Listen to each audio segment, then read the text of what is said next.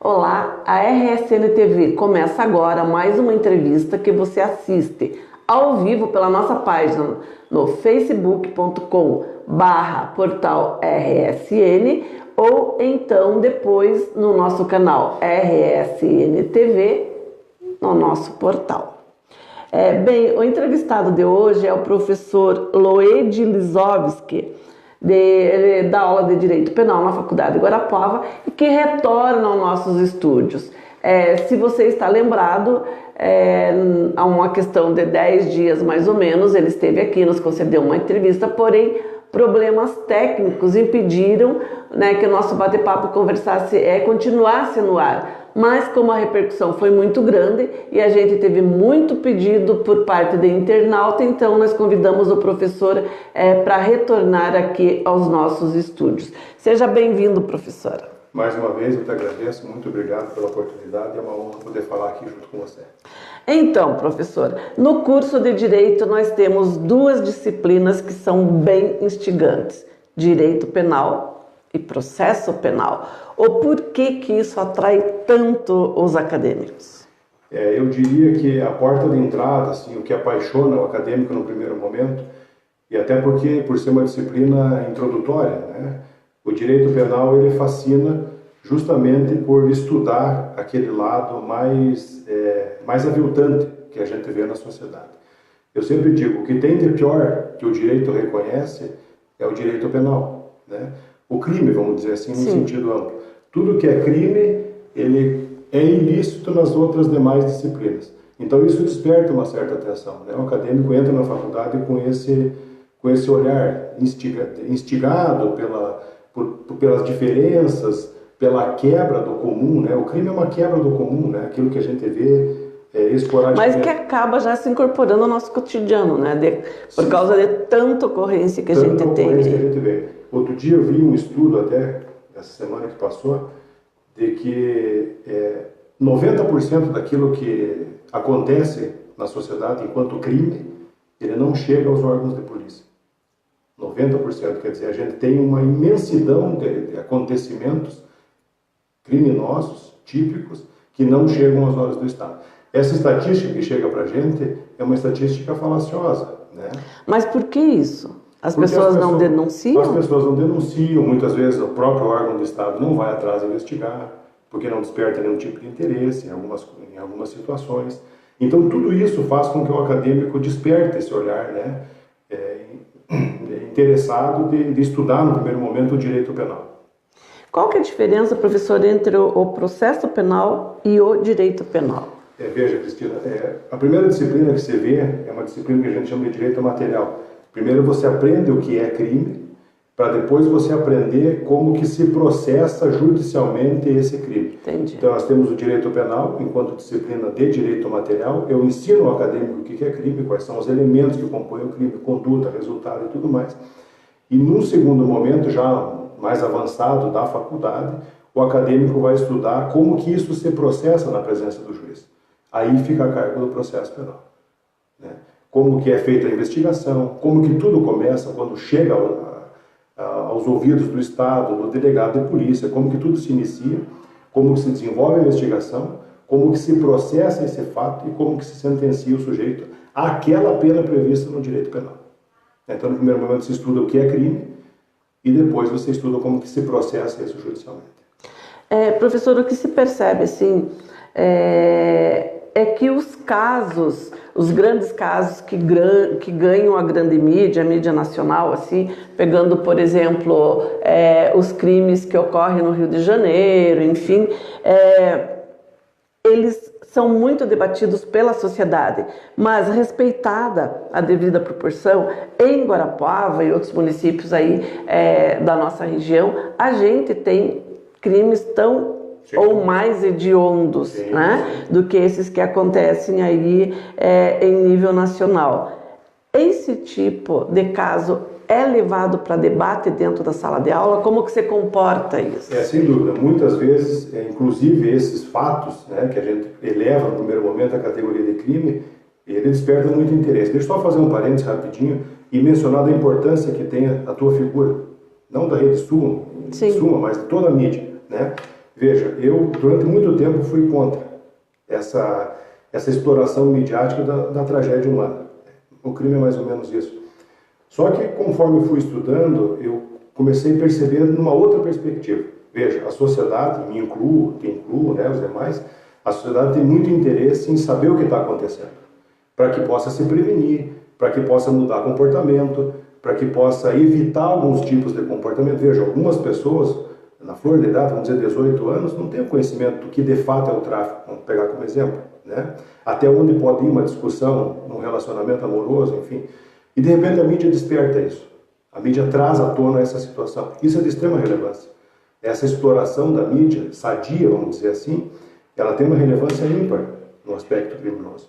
Então, muitas das vezes, os alunos chegam com esse interesse, querendo saber como que isso vai se desenvolver, qual vai ser o resultado, ele pode ficar preso, não pode ficar preso, existe prisão provisória, não existe. Então, tudo isso desperta muito interesse. E, às vezes, a gente não consegue dar aula, tamanho interesse no acadêmico, né? Porque ele chega com esse olhar. Eu sempre digo, o acadêmico entra muito cru na faculdade.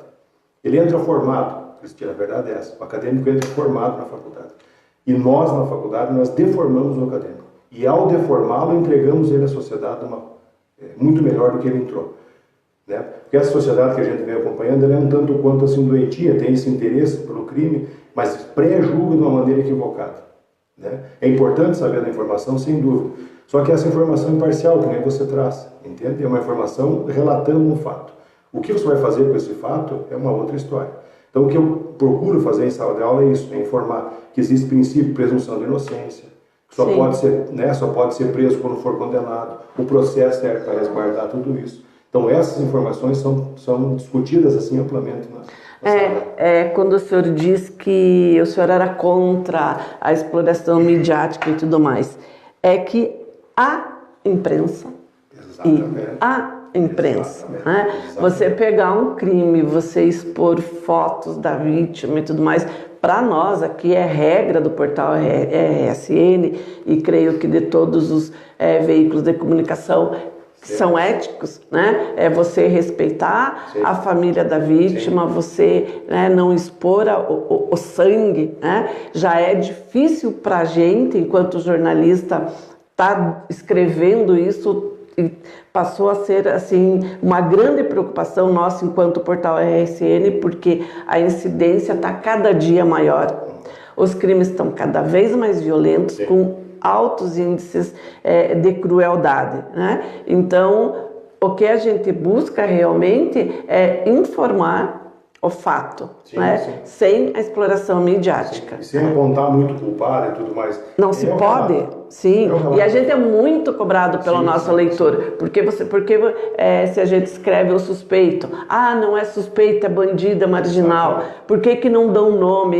Ele não consegue entender que a gente só pode dar um nome quando o cara for declarado culpado. Né? Que a polícia não nos revela esse tipo de informação. E em muitos casos a gente também preserva. Claro.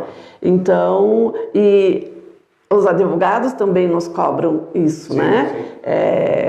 Em relação a um cliente, né? Olha, dá para tirar o nome, não dá para pôr o nome, a não ser quando é caso já que é réu confesso, aí não tem. Né? Nem precisa ser diferente, porque a cada momento do processo você tem uma nomenclatura, vamos dizer assim, o acusado em sentido amplo. Ele começa como investigado, depois ele passa a ser acusado, né? Suspeito no primeiro momento, antes ainda da investigação. Quer dizer, existem nomenclaturas específicas e isso traz, inclusive, para o próprio relato, para a redação, enfim, uma qualidade maior na escrita, né? Porque ele tem uma nomenclatura específica. Sim. Ele vai ser, veja, bandido, uma expressão bandido, marginal, é uma expressão chula, né? Que, via de regra, não se usa mais. Então, eu acho que o teu apontamento é perfeito em relação a isso. Bem, professor, o senhor disse que essas duas disciplinas elas atraem o acadêmico, mas uma vez concluído o curso, a maioria se especializa na área criminal ou parte para outra área? Eu diria assim, a área criminal é uma área muito, muito sensível, é muito complexa, né? Porque ela não é tão simples assim, não basta você... É claro que as outras também têm a complexidade, evidentemente, mas você nunca trata tão diretamente e com um direito, vamos dizer assim, que é o de liberdade, de forma tão latente como você trabalha no direito penal. Então, o equilíbrio mental, veja, não adianta você se formar em direito. Não adianta formar em direito e querer advogar no crime. Isso não vai acontecer. Você vai ter sérios problemas, né? Problemas psicológicos, de uma pressão muito grande da família, do apenado, do acusado, do preso, etc. Então, é necessário uma preparação paralela. Eu até procuro passar isso em sala de aula, entende? Para aqueles que têm interesse. O primeiro contato que eles têm com o direito penal, eles dizem assim: eu vou trabalhar no direito criminal. Esse é meu sonho, eu já gostei e tudo mais. Mas, muitas das vezes, no primeiro contato que eles têm com um caso complexo, eles recuam. Porque não é apenas tão somente você ingressar nesse mundo. Ele exige um preparo muito maior. Né? A vida vai te ensinando, mas ela vai te cobrando. É melhor você se preparar primeiro. E isso a gente procura passar lá na faculdade. Eu procuro passar isso aí, porque atuo no crime diariamente.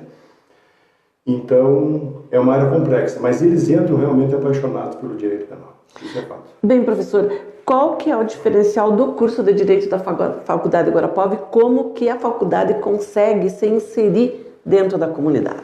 Tá. Vamos lá, vou tentar ser o mais objetivo possível. Quando o acadêmico chega para a gente, ele não chega assim apenas e tão somente imaginando estudar a legislação, né? Quem entra no curso de Direito imaginando que vai estudar só a lei, ele está um tanto quanto equivocado. A gente vai um pouquinho além. A gente ensina todo o processo legislativo, evidentemente, né? Mas estuda também aquilo que a gente chama de dogmática do direito. O direito tem uma história, tem uma essência, e isso é importante ser passado. Isso, a gente alia também as questões da OAB, que são uma exigência do mercado. Sim. Hoje o acadêmico ele tem que sair dali, e eu te digo uma coisa, Cristina, a gente tem tido sucesso nesse ponto, porque 80% dos nossos alunos, antes de concluir a faculdade, já estão aprovados na OAB. O curso da OAB é uma reserva do mercado, professor? Não. Eu diria que ele contém muito, sabe? Ele contém muito. Mas eu até comentava com você numa outra oportunidade, existe mercado para todo mundo, né? Uns vão ter mais dificuldade, evidentemente, outros não tanto. Mas a OAB realmente ela faz um filtro, ela peneira, né? Necessário, né? Necessário. Se ela é justa ou injusta é uma questão que não cabe ser discutida aqui. A forma de avaliação e tudo mais, né? Porque veja, o profissional do direito, o advogado, ele não é avaliado psicologicamente. E não raras vezes ele trabalha com o patrimônio do sujeito, a liberdade do sujeito, os direitos empregatícios do sujeito, direitos de aposentadoria. Quer dizer, tem condição psicológica para lidar com tudo isso?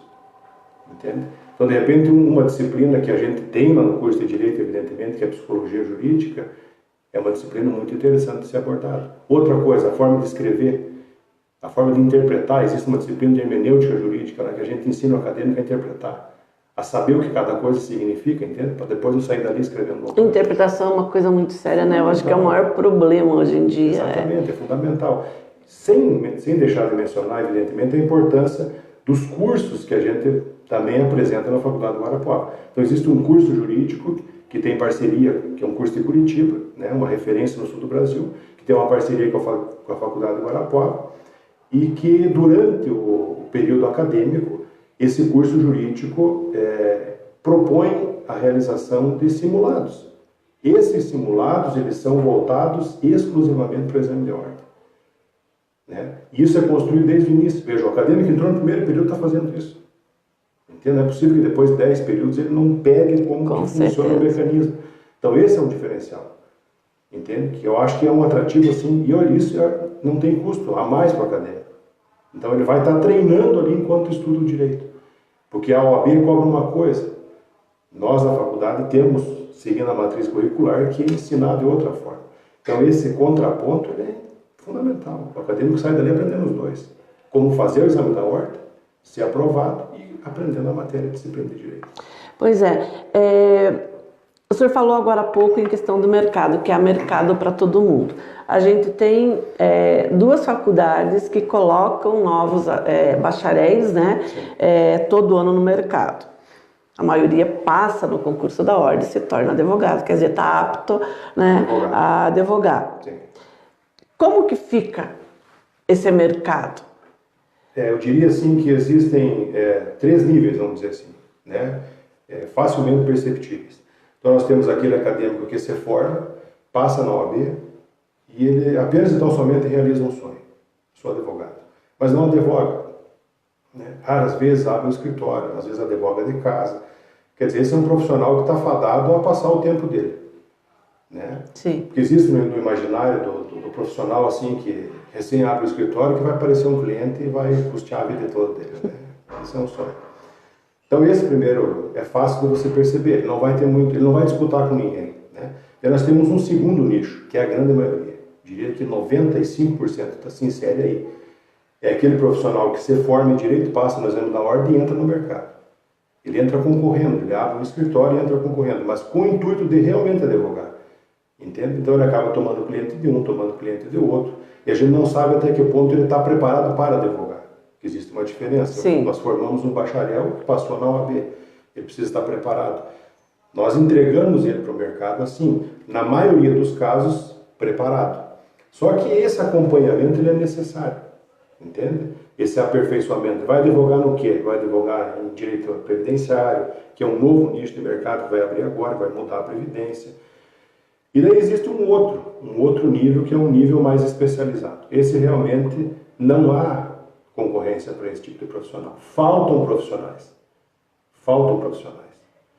Esses profissionais, eles têm honorários mais altos, evidentemente. O serviço é prestado de maneira diferenciada, alcança tribunais superiores, entende? Então, para esse mercado está faltando profissional. E é isso que eu tento despertar em sala de aula. Não entre nesse nicho que está super lotado, disputadíssimo, né? Você não vai ter sucesso, e a expectativa é muito grande. E a advocacia, enfim, a carreira jurídica é uma carreira que demora. Concurso público também, né? Concurso público, né? A gente também tem muitos profissionais, muitos acadêmicos que entram ali com essa perspectiva, de fazer concurso para magistratura, Ministério Público, delegado, e esquecendo que existe também um outro nicho, né? Os cursos técnicos, os de cartório. E os cartórios, né? Quer dizer, são uma mina de ouro, né? A responsabilidade é menor, mas existe na cabeça do acadêmico, evidentemente, aquela imagem do sucesso de ser juiz e tudo mais, que realmente essa imagem social, eles têm essa atração, eu percebo isso. Mas existem outras carreiras muito interessantes no mundo jurídico. O advogado, para ele ser famoso e, consequentemente, atrair, né? Uma vez que ele tem fama, ele tem o nome e atrai mais clientelas. Ele teria que pegar um grande caso? Ele ajuda. Né? Ele ajuda bastante esses grandes casos, desde que o serviço seja bem prestado. Tem que tomar muito cuidado com isso. Eu almejo um grande caso, quando ele chega para mim, não sei o que fazer. Daí isso é um insucesso, né? Então tem que estar bem preparado para quando receber esse caso, você saber o que fazer, né? Porque o direito hoje ele tem as regras, mas ele possibilita uma série de estratégias, né? Então isso é de cada pessoa, de cada profissional. Ele abrir o olho, se especializar, estudar. Mas eu diria o seguinte, o segredo de tudo está nos livros. Basta que você os abra e leia. Você vai encontrar o segredo para tudo. Não tem mistério. Então, aquele acadêmico, aquele profissional que se formou ou está fazendo a faculdade, que vai abrir o livro um dia antes para estudar, ele já está fadado a um insucesso. É necessário uma construção contínua. Você tem que estudar do início até o fim da tua carreira. Constantemente. Eu reservo, assim, por pelo menos 2 horas do meu dia, é sagrado isso. Eu reservo 2 horas para mim estudar. E eu sento, estudo e passo esse conselho para o acadêmico. Né? O conhecimento não vai chegar do céu. Não adianta tocar no livro, ele não vai te passar o conhecimento. É necessário que sente e estude. Bem, professor, eu agradeço a sua participação aqui no RSN TV. E eu gostaria que o senhor voltasse sempre que tivesse um assunto instigante, né? Já que nós estamos usando essa palavra aí. Tem muitos casos que intrigam Guarapuava, e eu até quero abrir um parêntese aqui. Um deles, e que a gente é bastante cobrado, e eu não vou perder a oportunidade de perguntar para o senhor, né? Que foi o caso eu não sei se o senhor chegou a ter conhecimento, o caso do Assir, um senhor que foi vítima de um sequestro mediante roubo, e o corpo desapareceu. Não apareceu até hoje. Existem pessoas presas, grande parte do dinheiro foi recuperado, era uma extorsão de perto, acho que mais de 100 mil reais, mais 80 mil foi recuperado. Com um dos acusados. com 2. Né? Só que não aparece o corpo e eles não dizem que mataram. Certo. Como que fica isso? Veja, existe uma regra no processo... Há crime sem corpo? Há, né? Há. Né? Vejamos o caso do Bruno, goleiro, né? Veja, a legislação processual penal ela diz o seguinte: todo crime que deixa vestígio é necessário o exame de corpo de delito. Em tese, nós estamos diante de um crime de extorsão mediante sequestro com resultado da morte. É um crime gravíssimo, considerado hediondo. Sim, hediondo. Né?